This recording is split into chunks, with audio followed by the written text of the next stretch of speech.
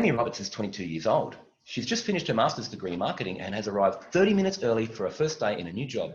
Amy is in a holding pattern for her dream career, but is grateful to have landed an entry-level position with a national retailer and is secretly hoping this might lead to something more. She arrives at the staff car park to a closed boom gate. She presses the intercom button and presses it again, waits a full minute, checks her watch, and presses it a third time. A voice eventually answers her call. The operator doesn't have her name listed on his schedule, but he can't be bothered with an argument, so he lets her in anyway. Amy parks her hand-me-down Toyota Echo and makes her way into the building.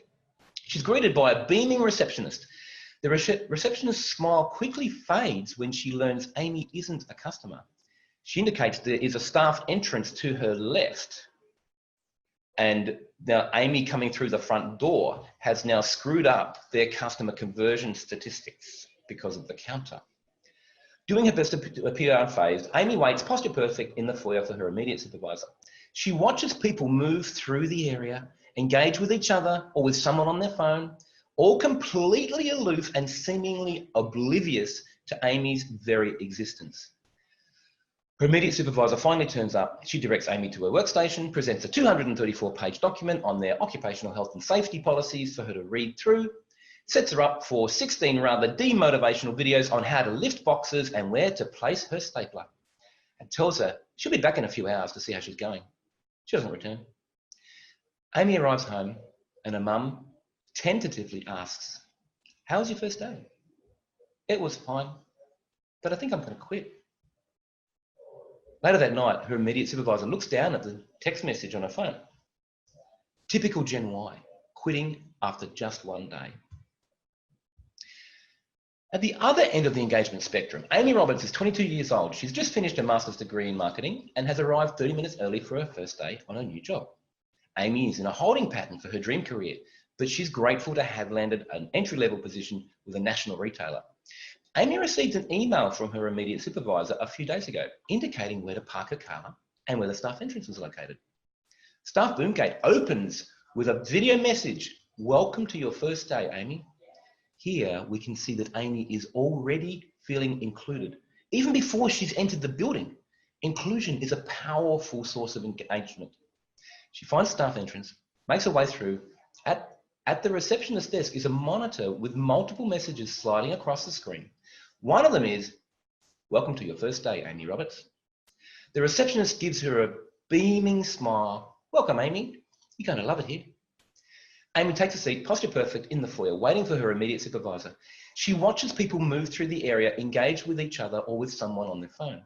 But each of them stop to acknowledge her and welcome her aboard. Again, inclusion is absolutely key here to engagement. It helps to make Amy feel connected and already accepted and part of the community.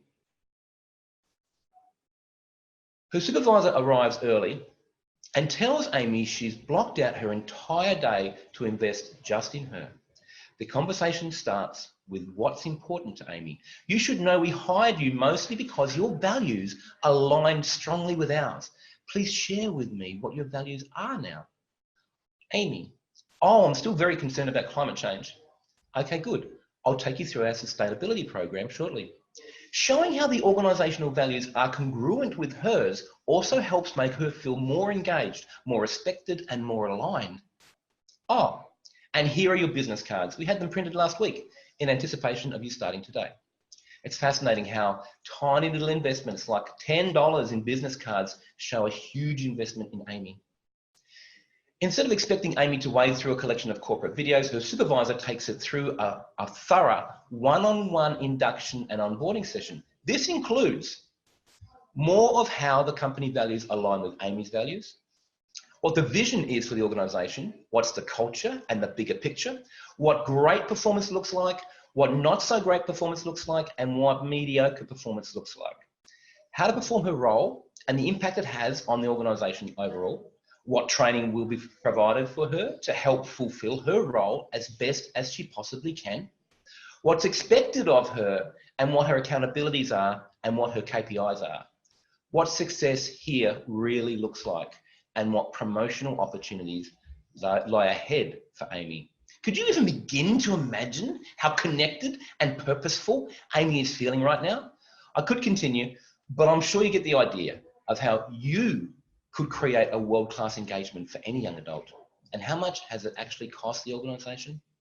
Nothing, compared to how engaged and inspired Amy will feel to turn up the very best version of herself day in, day out.